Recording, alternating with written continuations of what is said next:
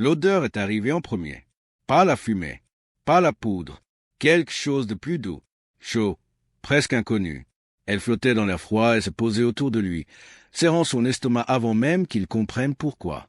Il était assis par terre, le dos contre un poteau en bois rugueux, les mains posées entre ses genoux, les poignets encore douloureux à cause de la corde qui s'y trouvait plus tôt. La terre sous lui était sèche, tassée par les bottes et les pas.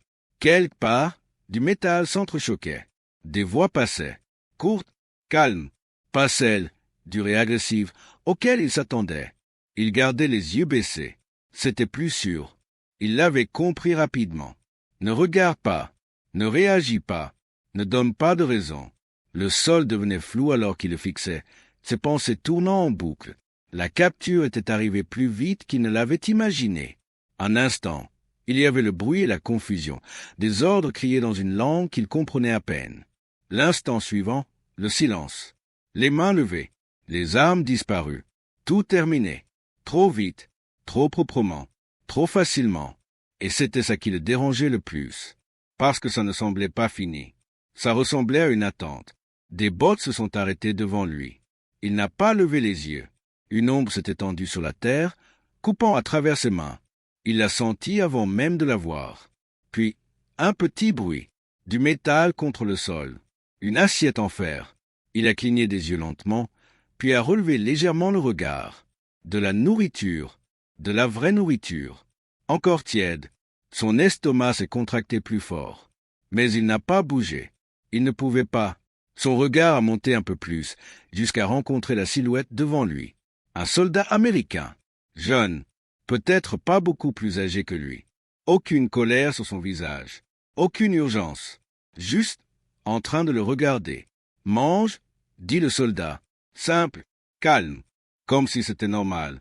Les mots ne sonnaient pas justes. Ils semblaient déplacés, comme une phrase dite au mauvais moment. Il ne bougea pas. Ses doigts se serrèrent légèrement. Ce n'était pas normal. Il connaissait les histoires. Tout le monde les connaissait. La capture signifiait la punition, l'interrogatoire, la faim, l'humiliation. Pas ça, pas de la nourriture. Il fixa à nouveau l'assiette. Du pain, quelque chose comme un ragoût. Épais, réel, trop réel. Sa poitrine se serra. Ça devait être autre chose. Un piège, un test. Il avala lentement.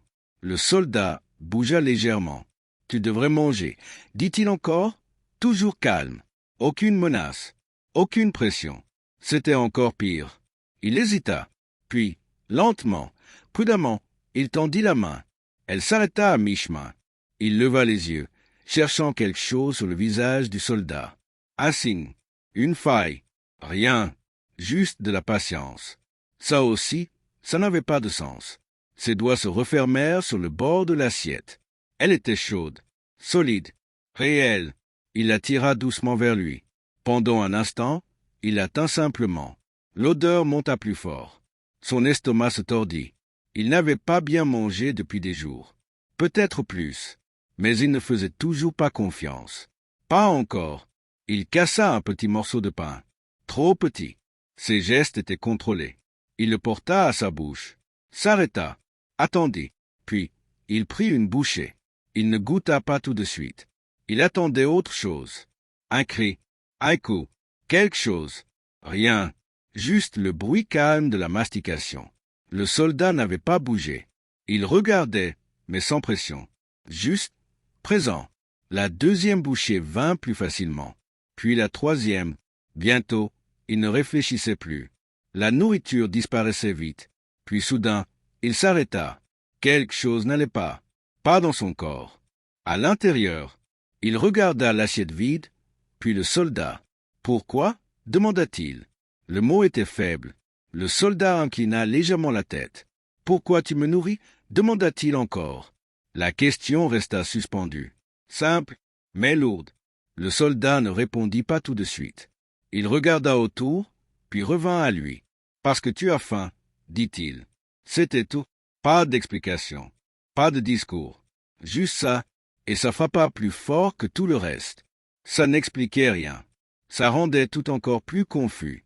Il fronça légèrement les sourcils. « Ce n'est pas » commença-t-il, puis s'arrêta. « Pas quoi » Pas normal, pas comme ça. Il ne savait pas. Le soldat sortit un autre morceau de pain, le posa doucement sur l'assiette. Pas lancé, pas imposé, juste posé, lentement, avec soin. C'est là que quelque chose changea. Petit, presque invisible, mais réel. Il ne prit pas le pain tout de suite.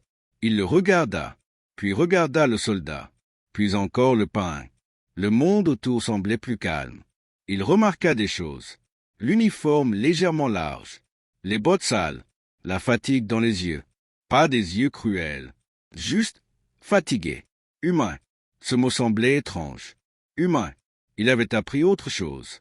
Mais ça ne correspondait plus. Il prit le pain. Lentement. Il mangea.